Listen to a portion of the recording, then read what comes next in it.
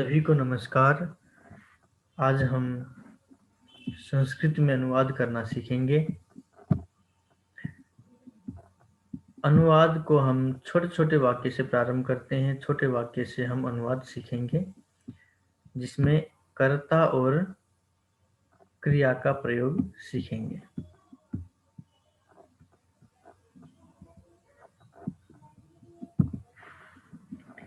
सबसे पहले कर्ता के विषय में जानकारी प्राप्त करेंगे कि कर्ता क्या है और कितने प्रकार के कर्ता होते हैं।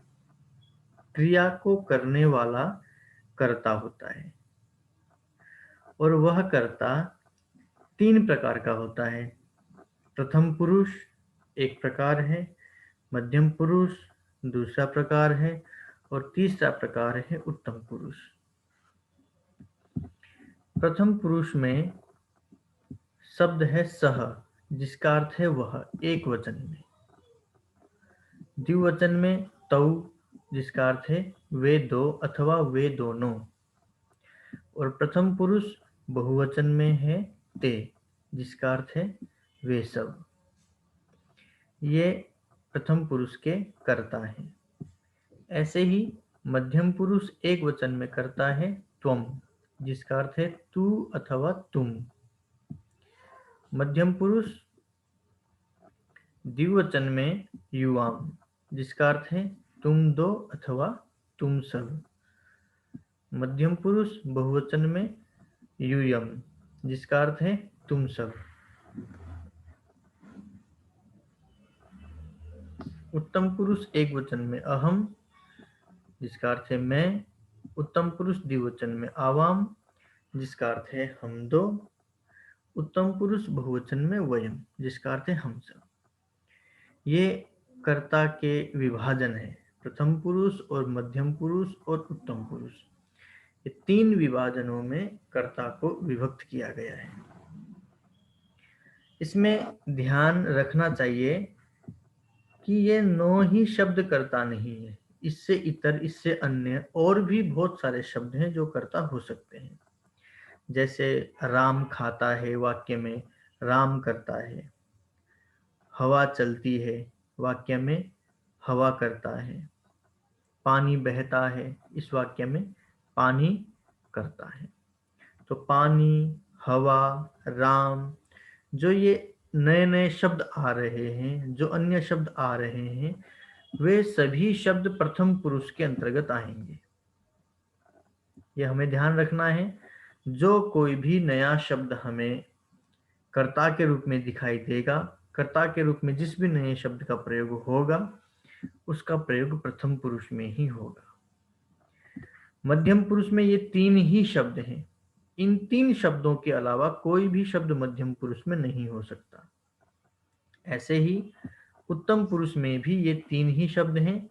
इन 3 शब्दों के अलावा कोई भी चौथा शब्द उत्तम पुरुष में नहीं आ सकता। जो कोई भी नया शब्द आएगा वो प्रथम पुरुष में ही आएगा। तो हमें ये ध्यान रखना है। एक वचन का कर्ता, अगर कर्ता एक है तो एक वचन में, कर्ता 2 हैं तो द्विवचन में, और 2 से अधिक 3, 4, 5 कितने भी कर्ता हों, अगर 2 से अधिक हैं तो बहुवचन में। तो इस प्रकार से हम कर्ता के विषय में जानेंगे। हमें जानना है, उसको याद रखना है। कर्ता के विषय में जानने के बाद में हम क्रिया के विषय में जानेंगे।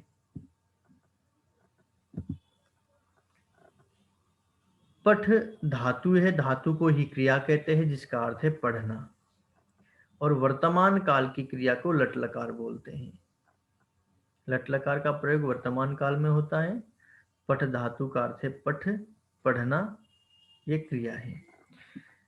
इन क्रियाओं के, इस धातु के भी विभिन्न पुरुषों में और विभिन्न वचनों में रूप अलग अलग बनते हैं। जैसे पठति, पठतः, पठन्ति, ये प्रथम पुरुष में है, एक वचन में है पठति, द्विवचन में पठतः, बहुवचन में पठन्ति। इसी प्रकार से मध्यम पुरुष में पठसि, पठथः, पठथ। ऐसे ही उत्तम पुरुष में पठामि, पठाव, पठाम। हमने कर्ता के प्रकरण में भी पीछे यही पढ़ा था, प्रथम पुरुष, मध्यम पुरुष, उत्तम पुरुष। और अब क्रिया के प्रकरण में भी हम प्रथम पुरुष, मध्यम पुरुष और उत्तम पुरुष को पढ़ रहे हैं। इसमें भी एक वचन है, द्विवचन है, बहुवचन है। इसमें भी 9 क्रियाएं हैं और उधर 9 प्रकार के ही कर्ता हैं। प्रथम पुरुष के 3 प्रकार, एक वचन, द्विवचन, बहुवचन, मध्यम पुरुष के 3 प्रकार और उत्तम पुरुष के 3 प्रकार। इसी प्रकार यहाँ भी प्रथम पुरुष के 3 प्रकार, मध्यम पुरुष के 3 प्रकार और उत्तम पुरुष के 3 प्रकार। तो 9 कर्ता है और 9 ही क्रिया है। अब हमें वाक्य बनाना है, तो एक सिंपल, बहुत सामान्य सा नियम है। वो क्या है? कर्ता जिस पुरुष और वचन का होता है, क्रिया भी उसी पुरुष और उसी वचन की होनी चाहिए। तो ये बहुत सामान्य सा है और इसको हम ऐसे समझ सकते हैं। अब हम ये जो देख रहे हैं, कर्ता और क्रिया का प्रयोग, अब हमने दोनों को एक साथ रख लिया है। प्रथम पुरुष में सह है, लाल अक्षर से लिखा हुआ है, और इसी जगह से हम प्रथम पुरुष एक वचन की क्रिया लेंगे, पठती। आप इस चार्ट को देखिए, जो पहला शब्द है प्रथम पुरुष एक वचन का है, और जो इधर पहली क्रिया है वह भी प्रथम पुरुष एक वचन की क्रिया है। इस प्रकार से प्रथम पुरुष एक वचन का कर्ता और प्रथम पुरुष एक वचन की ही क्रिया का हम मेल करेंगे, तो एक वाक्य बन जाएगा, सह पठती, वह पढ़ता है। सह पठती, वह पढ़ता है, क्योंकि क्रिया जो है वो वर्तमान काल की क्रिया है, इसलिए पढ़ता है ये वर्तमान काल का ही हिंदी वाक्य बन के तैयार हो जाता है। ऐसे ही अगर हम प्रथम पुरुष द्विवचन तो इस कर्ता को लेते हैं, जिसका अर्थ है वे दोनों, तो प्रथम पुरुष द्विवचन की ही क्रिया आएगी, पठतः, जिसका अर्थ है पढ़ते हैं। दोनों, वे दोनों पढ़ते हैं, अथवा वे दो पढ़ते हैं। ये मैंने हरे रंग से लिखा है, ऊपर कर्ता है और नीचे ये क्रिया है। ऐसे ही नीले अक्षर में देखेंगे, ये बहुवचन का कर्ता है, और नीचे जो है पठंती, बहुवचन की ही क्रिया है। ते पठंती, ते करता है प्रथम पुरुष बहुवचन, पठंती है क्रिया प्रथम पुरुष बहुवचन। ते पठंती, वे सब पढ़ते हैं। तो हमें इसी तरीके से इस चार्ट को याद रखना है, इन 9 शब्दों को इनके क्रम से याद रखना है, और क्रिया के जो 9 शब्द हैं इसको भी क्रम से याद रखना है, और पहले के साथ पहला, दूसरे के साथ दूसरा, तीसरे के साथ तीसरी क्रिया को लगाना है, हमारा वाक्य तैयार हो जाएगा। सह पठती, वह पढ़ता है, तौ पठतः, वे दो पढ़ते हैं, ते पठंती, वे सब पढ़ते हैं।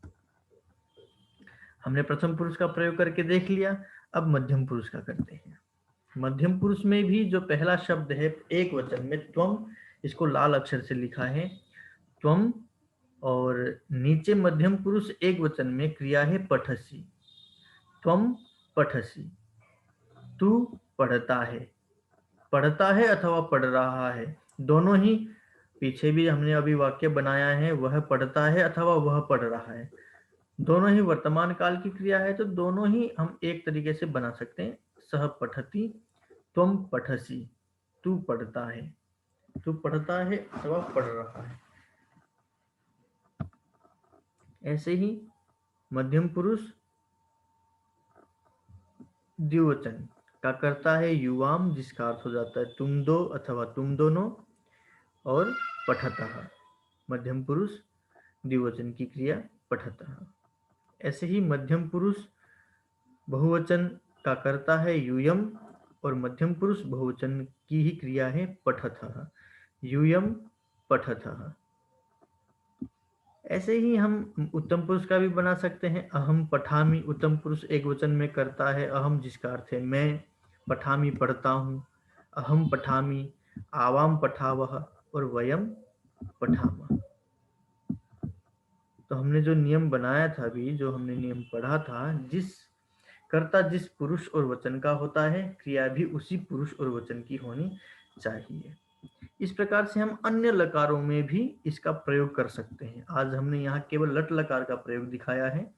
अगर आप लोट लकार को देखेंगे तो उसमें भी प्रथम पुरुष, मध्यम पुरुष और उत्तम पुरुष है, एक वचन, द्विवचन, बहुवचन है। ऐसे ही 9 ही शब्द बनते हैं। प्रथम पुरुष में प्रथम पुरुष की क्रिया, मध्यम पुरुष में मध्यम पुरुष की क्रिया, उत्तम पुरुष में उत्तम पुरुष की क्रिया। इस प्रकार से हम कर्ता और क्रिया का प्रयोग कर सकते हैं। आप सभी का धन्यवाद। आज के लिए इतना ही, और फिर करेंगे। धन्यवाद।